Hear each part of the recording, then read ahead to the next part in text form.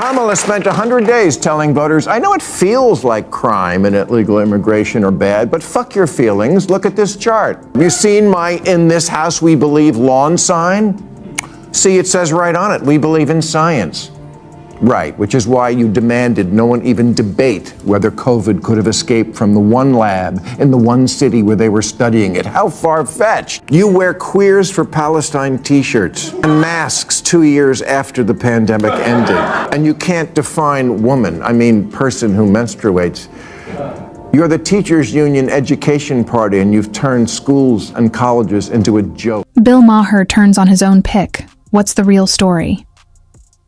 Not long ago, we dropped a video breaking down how Bill Maher, yes, the same outspoken liberal, completely dismantled his own presidential pick, Kamala Harris. But what we didn't cover was the juicy backstory behind this unexpected twist. Well, lucky for you, that's exactly what we're diving into today. Why did Maher suddenly turn on someone he once supported?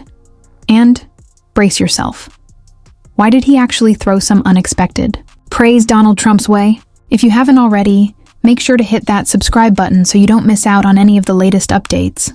Now, let's get right in. First would be the first woman president, first black woman president, and first Asian president. But I don't vote for who will be the first. I vote for who will win. And for whatever reason, Harris has never been popular. You can count the number of delegates she won in the 2020 primaries on one hand, as long as that hand has no fingers. Why Bill Maher refused to support Kamala Harris.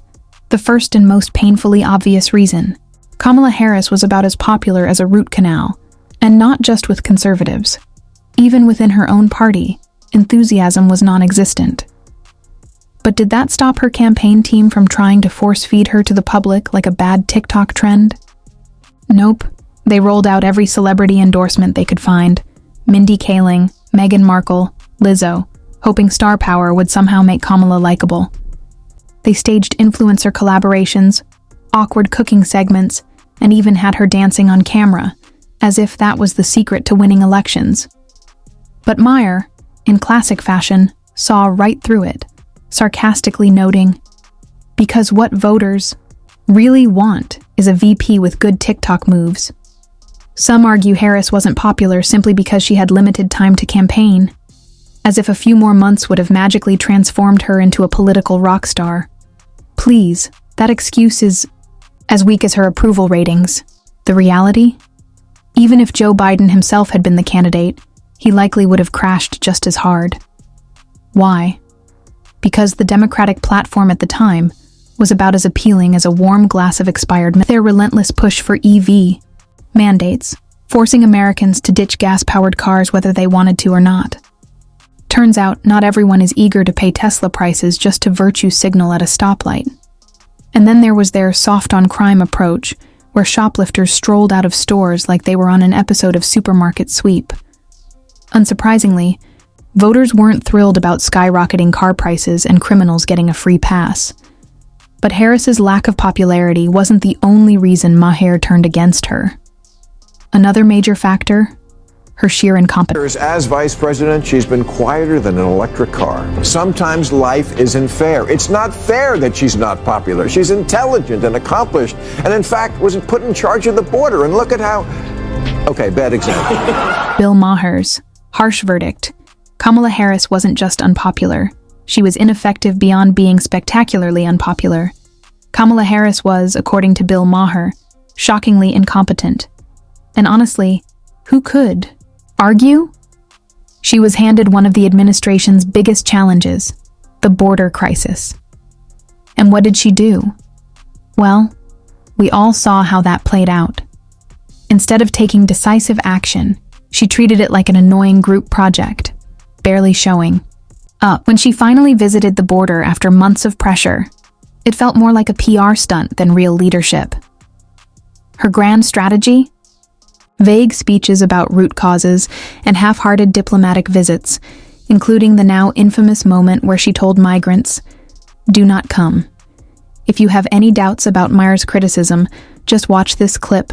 I was asking was it a mistake to kind of allow that flood to happen in the first place? I think the policies that we have been proposing are about fixing a problem, not promoting a problem. Donald Trump, you criticized the wall more than 50 times. You called it stupid, useless, and a medieval vanity project. Is a border wall stupid? Well, let's talk about Donald Trump and that border wall. So remember, Donald Trump said Mexico would pay for it? Come on, they didn't. How much of that wall did he build? I think the last number I saw is about 2%. To fix the problem, you're doing this compromise bill. It does call for $650 million that was earmarked under Trump to actually still go to build the wall. I am not afraid of good ideas where they occurred. So you don't think it's stupid anymore? I think what he did and how he did it did not make much sense because he actually didn't do much of anything. We just talked about it. He didn't actually do much of anything. But you do want to build some Border crisis disaster.